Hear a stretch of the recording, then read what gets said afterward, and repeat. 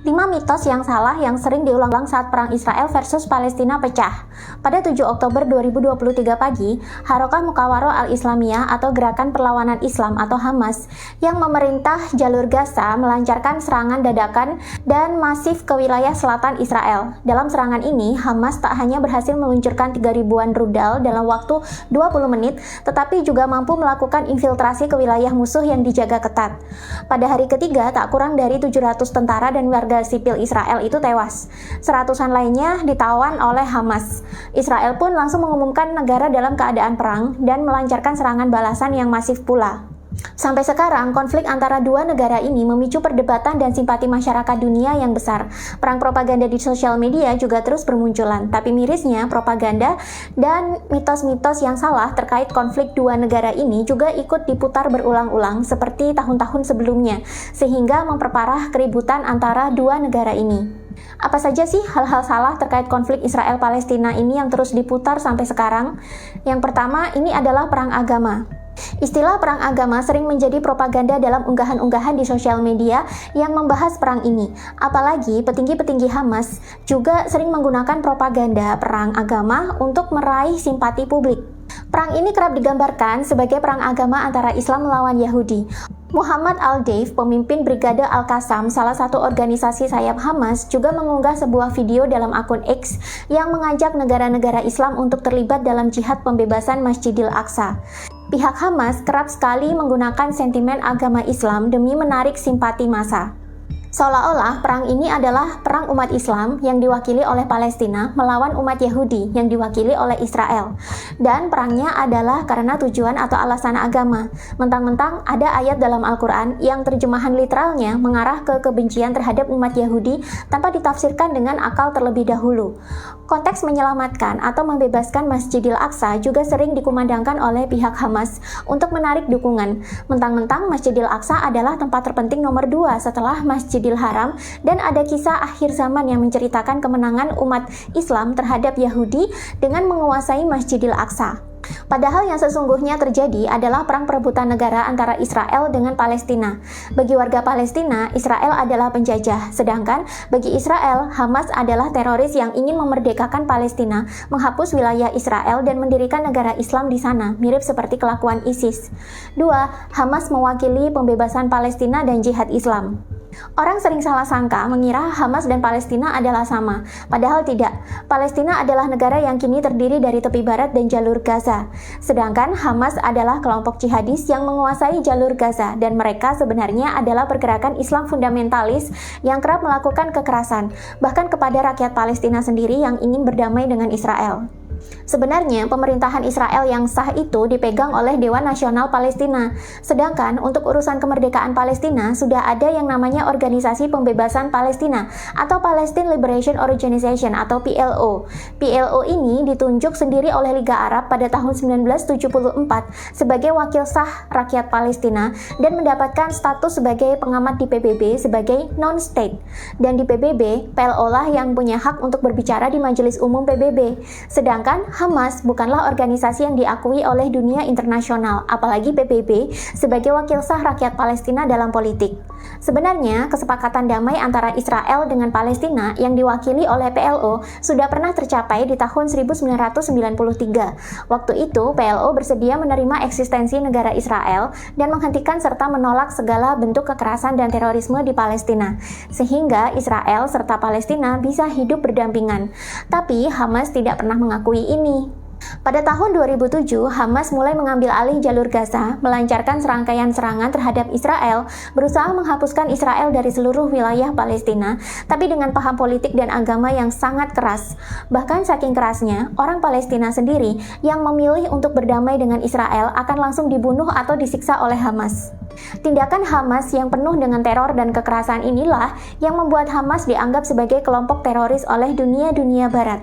Dalam prakteknya, Hamas juga sangat manipulatif memainkan sentimen agama dan propaganda kepada dunia untuk menarik simpati dan donasi sebanyak mungkin. Konon, karena propagandanya yang begitu manipulatif, tak sedikit loh umat muslim di luar Palestina berbondong-bondong menyalurkan donasi ke pihak Hamas.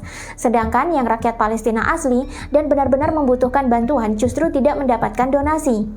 3. Israel adalah Yahudi dan Palestina adalah Islam. Tidak semua yang hidup di Israel adalah orang Yahudi. Di sini umat Kristen dan Islam juga ada. Ada 400 masjid yang tersebar di Israel dan sangat terawat dengan baik. Israel juga tidak membatasi umat Islam dalam beribadah dan berpendidikan.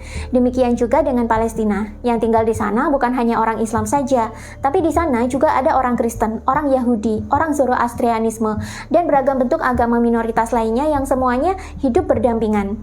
Jadi sangat salah kalau dikatakan perang Israel versus Palestina adalah perang agama, karena pada kenyataannya orang Yahudi, Kristen, dan Islam di Palestina semuanya sama-sama ingin merdeka dan hidup damai dari Israel. 4. Ini perang Islam melawan Yahudi. Pada kenyataannya, ini bukanlah perang agama. Tidak menutup kemungkinan perang proksi sangat mungkin terjadi di sini. Ini adalah perang Palestina yang ingin memerdekakan diri dari Israel sang penjajah. Israel sendiri didukung oleh negara-negara barat, termasuk NATO dan Amerika Serikat. Sedangkan Hamas sendiri juga banyak mendapatkan dukungan politik dan finansial dari dunia Islam melalui propaganda-propaganda yang ia sebarkan di media. Dalam perang proksi, sudah biasa kalau beberapa negara maju akan berdiri di balik negara-negara yang sedang berperang. Bahkan, mereka bisa saling mendukung senjata dan finansial. Namun alasannya ini bukanlah kemanusiaan, tapi lebih ke alasan supremasi negara dan ekonomi. Perang sebenarnya mampu menentukan harga mata uang dan harga-harga komoditas lainnya. Ini akan menjadi permainan gurih bagi pihak-pihak berduit yang mampu mengontrol dunia. Karena dengan mengontrol perang, ia bisa mengontrol keuntungan. Di awal perang saja, pasokan minyak dunia ikut terganggu. Nilai tukar US dollar pun ikut melambung tinggi. Nah, siapa yang paling diuntungkan dari perang ini? Silahkan tebak sendiri. Yang jelas, bagi sebagian kecil orang, perang adalah generator uang. 5. Israel adalah penjajah sesungguhnya. Selama ini, dunia juga fokus bahwa Israel adalah penjajah sesungguhnya bagi Palestina. Tapi jangan lupa, negara Israel dulunya tidak ada sebelum 1948. Orang-orang Yahudi dulunya adalah bangsa yang berdiaspora atau menyebar ke Eropa, menghuni kota-kota di Italia, Jerman, Austria, Polandia, dan negara-negara Eropa lainnya. Mereka berdagang dan meminjamkan uang. Mereka belajar menumpuk keuntungan dari kemampuan mereka di bidang bisnis dan keuangan. Dari dulu, mereka hidup berdampingan dengan orang-orang Eropa asli. Walau sebenarnya orang Yahudi sering mengalami diskriminasi karena mereka termasuk ke dalam golongan minoritas di Eropa. Walaupun minoritas dan kadang didiskriminasi, tapi dulu orang-orang Yahudi masih bisa hidup berdampingan dengan orang-orang Eropa asli.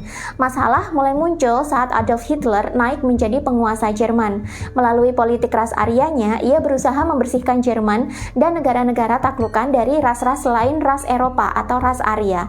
Orang Yahudi, orang Gypsy, dan orang-orang lain dari ras atau suku minoritas lain di Eropa pun ditangkapi, disiksa, dan dihabisi tanpa persidangan dan tanpa kesalahan apapun. Beberapa peristiwa diskriminasi juga pecah di Eropa, di mana orang-orang Yahudi ini dijarah, dihancurkan tokonya, dan diseret ke jalan oleh pasukan-pasukan Nazinya Hitler. Orang-orang Yahudi ini juga dipaksa keluar dari rumah mereka, dikumpulkan jadi satu dalam kamp-kamp penyiksaan, dan mereka lantas dibunuh secara massal menggunakan cara-cara kejam dan tidak manusiawi. Peristiwa ini diingat sebagai Holocaust. Orang-orang Yahudi yang selamat akhirnya diberi tempat oleh Inggris dan PBB untuk dikeluarkan semua dari Eropa dan dibawa ke Palestina. Palestina dulu adalah area jajahan Inggris, dan setelah Perang Dunia Kedua usai, Inggris memberikan area Palestina itu kepada pengungsi-pengungsi Yahudi. Berawal dari kamp-kamp pengungsian, lama-lama terjadilah perang perebutan lahan antara orang-orang Yahudi ini dengan orang-orang Arab yang menghuni Palestina duluan. Namun, negara Israel pada akhirnya berhasil didirikan dan terus berkembang hingga kini.